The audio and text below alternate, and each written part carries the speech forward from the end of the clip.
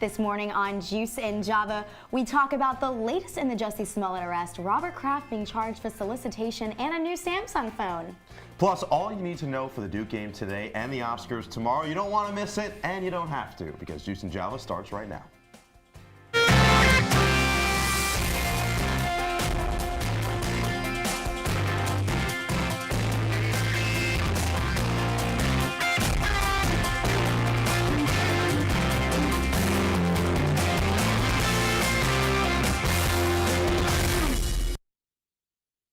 And thanks for starting your morning with us. I'm Rebekah Castor. And I'm Noah Eagle. Let's kick things off with your morning brew. All your top headlines from this week.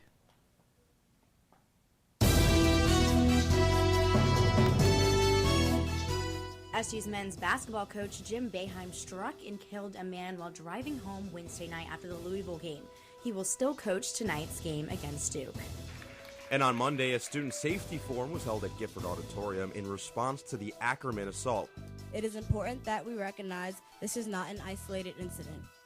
There are too many unheard and untold events where students have felt failed by DPS, Syracuse police, and the university in protecting our right to safety on and off Syracuse campus. Students were able to ask questions and raise concerns during the forum with community officials. And the Syracuse community met for the final two town halls to determine the future of I-81 this week. While the community grid solution is the cheapest option, many are still worried about funding. The money is there if the state wants to prioritize the projects. The matching funds are 20%, so 80% comes from the tax. Protests broke out across the country on President's Day against President Trump's declaration of a national emergency. 16 states are now suing the Trump administration in retaliation. And Venezuela has closed its borders with Brazil yesterday, making it even more difficult for humanitarian aid to reach the country. President Maduro claims Venezuela is not in emergency as world leaders continue to show support for interim President Juan Guaido. This has been your Morning Brew.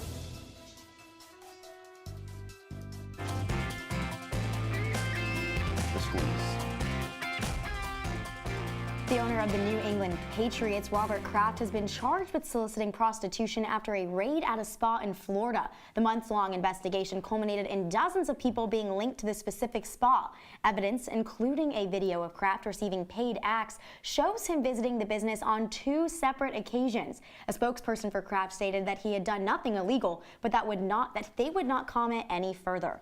The NFL, which says they try to have higher standards for owners and players alike, stated it will monitor the situation.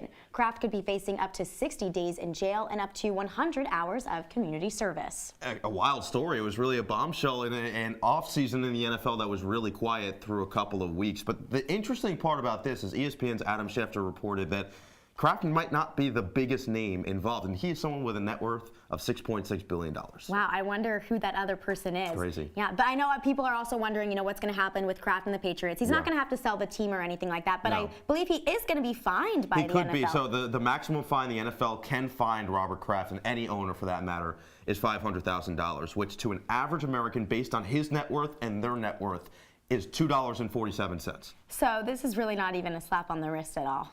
No, it's just going to be $2. It's a touch on the wrist. I don't know. Interesting stuff. We'll monitor it for sure. Jussie Smollett's legal problems worsened this week as the Empire actor was arrested on Thursday morning under suspicion of filing a false report. Chicago police say that Smollett paid 2 men to fake the hate crime he reported in late January. Smollett was later released on $10,000 bail and had to turn over his passport. Although Smollett maintains his innocence, he apologized to the cast and crew of Empire for any embarrassment he may have caused them. Smollett's character on the Fox show has been removed from the final 2 episodes of Season 5, which are currently being filmed.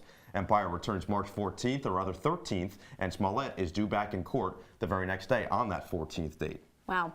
I mean, I think it's crazy that the first place that he went once he was released from jail was straight to the set of Empire. And I just think that it's crazy that at this point he's still trying to maintain his innocence, even though those 2 people that he hired have come out and basically dished everything. Right. Well, that's the damning evidence against him at this point, because the 2 guys that he allegedly hired are totally against him. It's not even that they're partly against, they're completely out, and they've completely come out with everything that's come out with this. This whole situation it's left me in awe. It's left me somewhat entertained somehow. It's so interesting. I really want to know what the truth is. I think that he framed it, which is crazy to think about. I mean, I also agree with that. And while Smollett is going to court, the 2 California parents accused of imprisoning their 13 children are not. There will not be a trial. David and Louise Turpin pleaded guilty on Friday to 14 counts of torture, child abuse, and more. This time last year, the Turpin family made headlines when police discovered the children living in filth in the family home. They range in age from 2 to 29, and some of them have been shackled to beds or tied up. An attorney for the children told CNN that they are relieved there will not be a trial. He also said the children are doing well and look forward to moving on with the rest of their lives. Rebekah, we've talked about this story before, and it doesn't get any better. I don't know how much it really could get better. Here's one positive you can take away from it is because of the guilty plea, the kids don't have to testify against the parent, which, when you have to bring up those emotions, that can't be good. Right. It's just for the mental state. You think that it's probably better that way for the children. Right. And this is definitely what the lawyers were trying to negotiate Right. throughout the past year, trying to make it so the parents would accept a plea deal and not have to make their children testify in court. This whole thing is wild. I want this to be like a Netflix documentary one day. I would watch that. That would be so crazy. Is that going to be on your list? Are you going to pitch it to Netflix? Maybe you should. Netflix should pick up this story immediately. All right, let's do it for sure.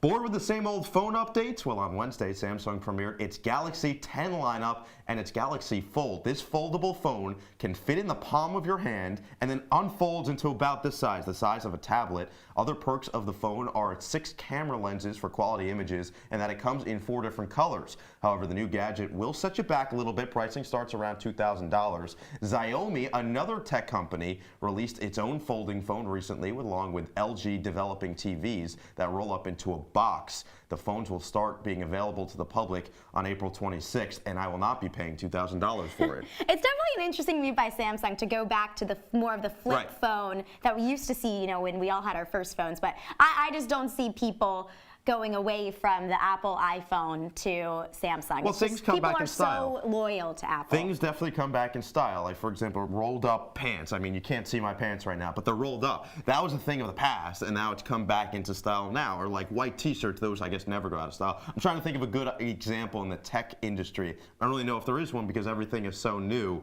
But when you have those folding phones, now it's just taking a thing of the past and then using it to move forward. I really like this from Samsung because they're battling with Apple and they need to find a way to get ahead. Yeah, they need to find a way to get their customers to be as loyal as Apple customers. And now this iPhone is of the future, but what's the future for I-81? The debate over the interstate is heating up. A mix of over 300 city and suburban residents attended Congressman Kakko's final town hall meeting about the future of the I-81 viaduct. The main 2 options on the table are rebuilding the highway or constructing a community grid. The community grid model would create a network of streets as well as widen Almond Street in order to accommodate additional traffic. The community grid option is the cheapest option and garnered a lot of support from the community during the town halls. Kakko has not set a date for when he will make his decision. I love how you say the cheapest option. It's still over $1 billion. It's not very cheap in my estimation. This issue, this idea, the community grid, is just creating gridlock in the community. And this has not been close to solved, and it's been going on for how long? A decade? I don't know. Forever. Yeah. And it's crazy to me that it's really all going to come down to one man's decision. And Congressman Kakko has very influential and intelligent people on both sides of the decision. So like a lot of really intelligent people want to do the community grid, and then others are saying we got to rebuild the highway. And it would just be so stressful because no matter what decision he makes, people are going to be upset. True or false? Community grid is the decision he makes. True. Okay. SU men's basketball coach Jim Boeheim will coach today as the team takes on Duke despite being involved in a fatal car crash Wednesday night. Boeheim was driving home alone from a celebratory dinner after the team's win against Louisville when he hit a man walking on I-690. 51-year-old Jorge Jimenez was a passenger in a car that had lost control and hit a guardrail. Boeheim hit Jimenez while trying to avoid that crashed car. Syracuse police held a press conference Thursday evening and announced no charges would be filed and that Boeheim cooperated fully in their investigation. He released his own statement saying that he was heartbroken by the accident and extends his deepest sympathies to the Jimenez family. Jorge Jimenez will be honored later today at the game with a moment of silence.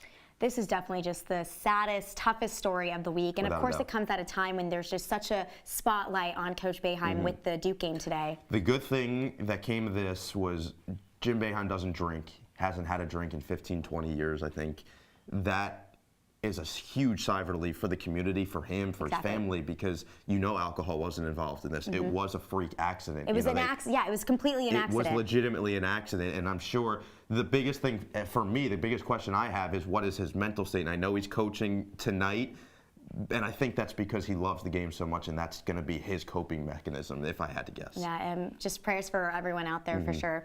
Now that's the squeeze for you, and coming up after the break, correspondent Ryan Baker is live from outside the Dome to tell us all about what's happening before the Duke game. Stay with us. Leaving hot coals improperly extinguished can cause a wildfire. Hey guys, it's Smokey! It looks as if Smokey is going to use the drown, stir, drown and feel technique. After the first drown, a good start. Next, another drink. And finally, a close feel. Is it cool? Okay. Yeah. Hey, Smokey, catch! Oh, my bad, Smokey. Only you can prevent wildfires.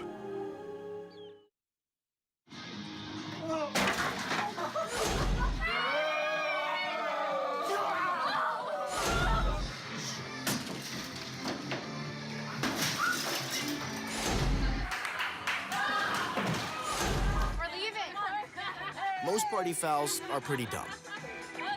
But if you decide to drink and drive underage, you could lose your license and your freedom. Underage drinking and driving. The ultimate party foul.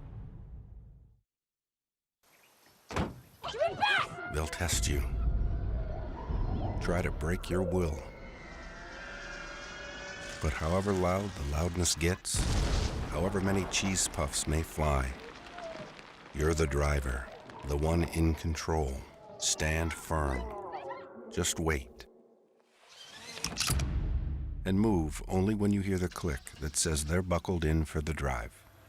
Never give up till they buckle up. They call me Maxie, but I prefer tripod. I was your above-average four-legged homie, and then wham-bam minivan. Some people pity me. Now that's lame. I still run, fetch, and swim. And the ladies love me. I'm the ultimate wingman. Just don't ask me to high five.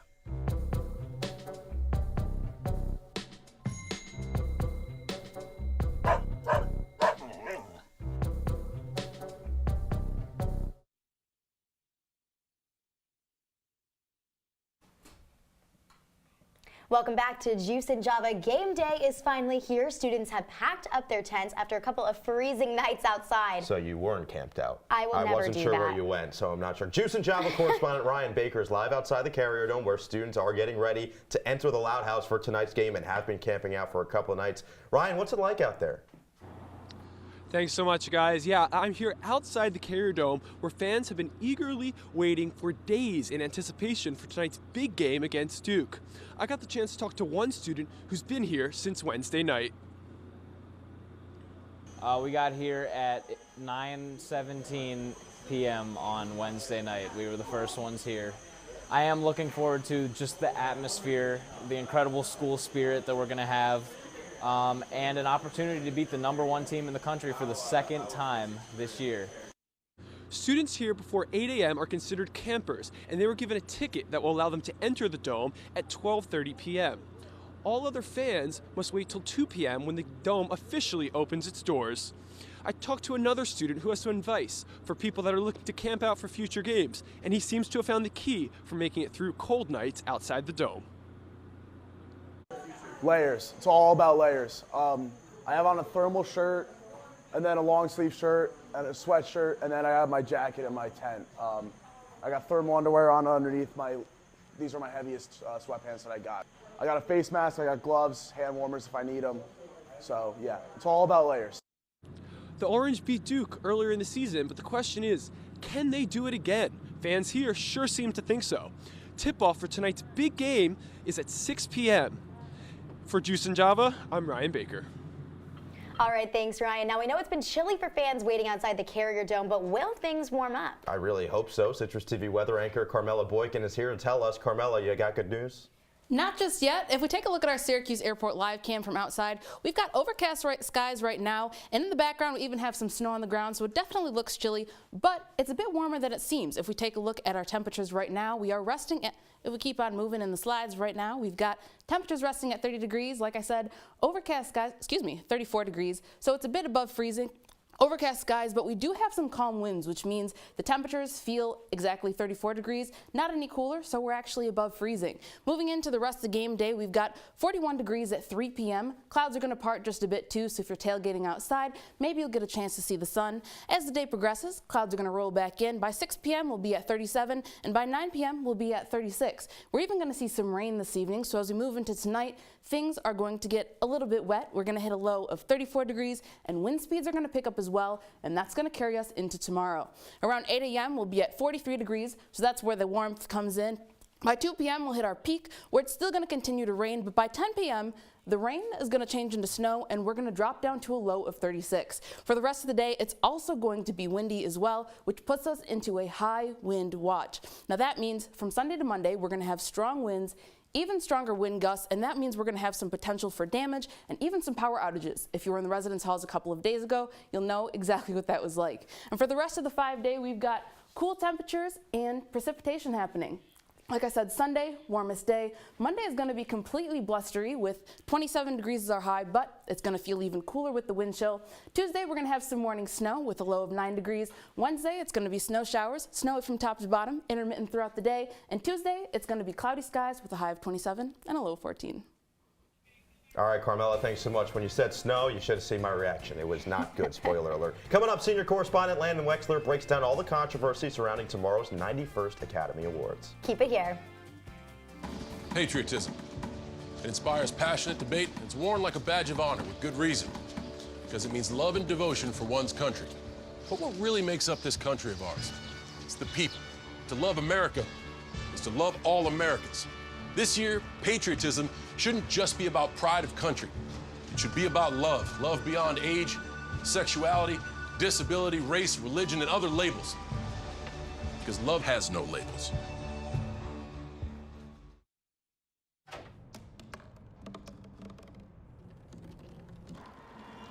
Everybody has a dream.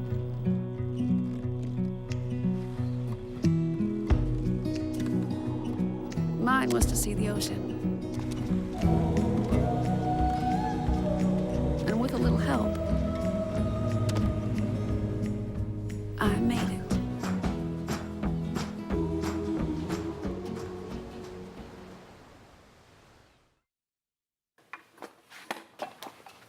Did you hear about the pony with a sore throat? He was a little horse. Can I tell you a cat joke? Just kidding. Why couldn't the Why was the basketball court all wet? Why? Because the players kept dribbling all over it. Where did cats go on vacation? New York.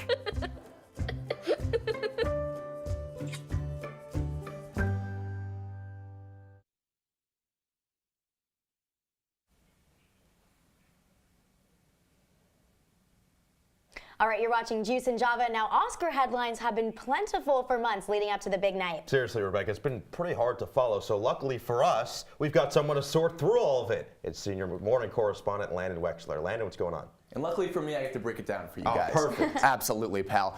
You're right, guys. Well, headlines have been rolling in since early December, so there's a ton to break down. The latest headlines have been all about the proposed plan to cut the broadcast time, award presentations of cinematography, editing, and 2 other categories, and producers were only planning to stream those awards online during commercial breaks. According to NBC News, though, high-profile celebrities like George Clooney, Emma Stone, and Robert De Niro protested against the decision, so producers dropped that plan and are airing all of the awards and their acceptance speeches. Another issue, Oscars ratings have been tanking the last few years. With that said, producers were on a mission to cut down the award show down to under 3 hours. After last year's 3-hour and 53-minute broadcast, the Academy Awards lead producer, Donna Gigliotti, says all they can do is try. The Oscars officially have no host. Kevin Hart received massive backlash after uncovered homophobic tweets, and he stepped down as the show's host back in early December. That means no Hart, no Dwayne "The Rock" Johnson, nobody. This is the first time the show will go hostless in 3 decades. The last time that happened, Rob Lowe did a little number with Snow White, and even Rob Lowe wants to leave that in the past. Oh, Mr. Lowe, I'm such a fan. Really? Wow. I'm a big fan of yours, Snow, but you know, there's so much I'd like to know about you. Oh my God! All right. Well, in the way of performance, expect to see some former American Idol contestant Adam Lambert open the show with original members of Queen, as well as Star is Born duo Bradley Cooper and Lady Gaga perform live. To understand what the anticipation is all about, tune in to the 91st Academy Awards tomorrow night at 8 p.m. Eastern on ABC. Back to you guys. Landon, fantastic breakdown as always. And coming up, senior correspondent Gabrielle Caracciolo tells us all about how 2 local programs are working to keep Syracuse well-fed this winter. Stick with us.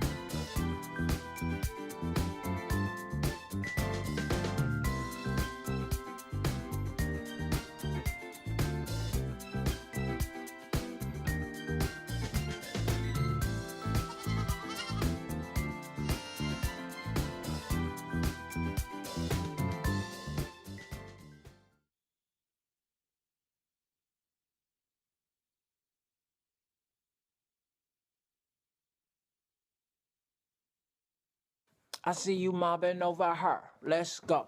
Let's mob. Let's crawl. Let's crawl. Let's crawl.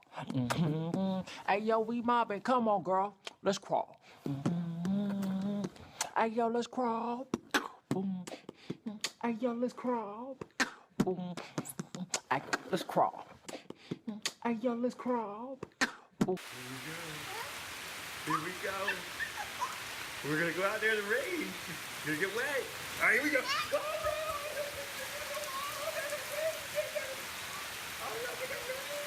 okay, quick.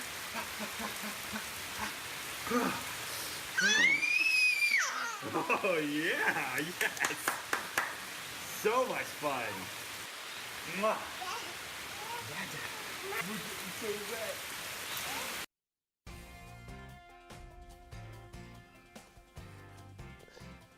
Welcome back to Juice and Java. JJ senior correspondent Gabrielle Caracciolo went downtown this week to find out how Downtown Dining Weeks is helping local businesses and community, while a local food bank is also working to feed the community as well. The 15th annual Syracuse Downtown Dining Weeks is underway, and this year there are a record 47 different restaurants participating. The promotion aims to show off the variety of diverse dining options downtown Syracuse has to offer through discounted meals. Downtown Committee of Syracuse Communications Director Alice Majori says in order to make the week more accessible to a variety of dining options and downtown workers, they added the lunch portion last year. And seeing that you can sit down and you don't necessarily have to grab and go or order takeout, hopefully seeing that encourages them to bring their families back on the weekend and check out other aspects of downtown. And 7 of the 8 new restaurants that opened downtown over the last year are participating in Dining Weeks. One of those is Gasai Ramen. The restaurant's general manager, Tom Long, says since the restaurant opened only 3 months ago, participating in Dining Weeks is a great way to get people walking through their doors. I have had a few people tell me that, that was the reason that they came in was the dining week, but they'll certainly be back after the experience that they had. And while Downtown Dining Week is certainly good for business here, even the discounted meals are a luxury that not everyone in Syracuse can afford. But the Food Bank of Central New York is working hard to make sure kids don't go hungry on their week off of school for February break. This is a time in which families are probably going to start to struggle. So kids typically get breakfast and lunch in school, They're out for 5 days for midwinter break. It was our opportunity to take a hold of that and allow families to have additional food resources. Those resources come in the form of school break boxes. Each box feeds 2 to 3 kids, and the inaugural program successfully shipped out 500. But Executive Director Kathleen Stress says she hopes to expand the program for future school breaks. For Juice and Java, I'm Gabrielle Caracciolo. All right, thanks, Gabrielle. And coming up, Noah and I talk about some of the crazy stories from this week. Stay with us. This is the story of a boy who didn't talk for a long time. The boy liked things to always be the same. Any changes would scare and upset him. The unknown was an unfriendly place. The boy was very sensitive to lights and sounds. So he built secret hiding places where they couldn't get in. The boy didn't like looking people in the eye. He wasn't trying to be mean, it just made him feel uncomfortable. Sometimes he would flap his arms again and again. One day I found out I have something called autism. My family got me help. Slowly, I found my voice and learned all the ways I could live with it better. Early intervention can make a lifetime of difference. Learn the signs at autismspeaks.org. They told me a bottle couldn't dream. That I would never become a superhero.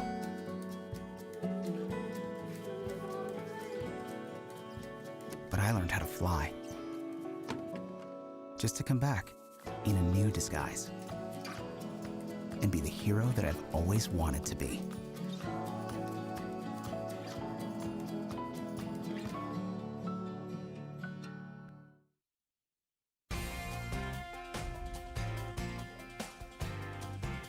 Welcome back to Juice and Java. To wrap up the show, we're going to talk about some of the craziest stories from this week. Always love doing this. And we're going to start this week. Lava is flowing off a cliff at Yosemite National Park, or at least that's what it looks like. The natural phenomenon is called the firefall, and it happens when light hits Horsetail Falls just like this.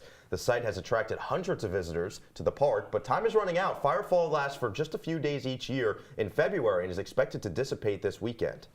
Wow, those images, that's just amazing. I would definitely love to make it out to Yosemite National Park at some point in February. Just for that? Just for that. I also love national parks. Is that just for the Instagram opportunity? No, it's for my own mental brain. Be? It's for my own mental brain experience, actually. But you wouldn't get an Instagram It would be, then. I would get an Instagram, and the caption would have to be something about, like, this is fire, or this is lit, you know? That's what it would be, but yeah.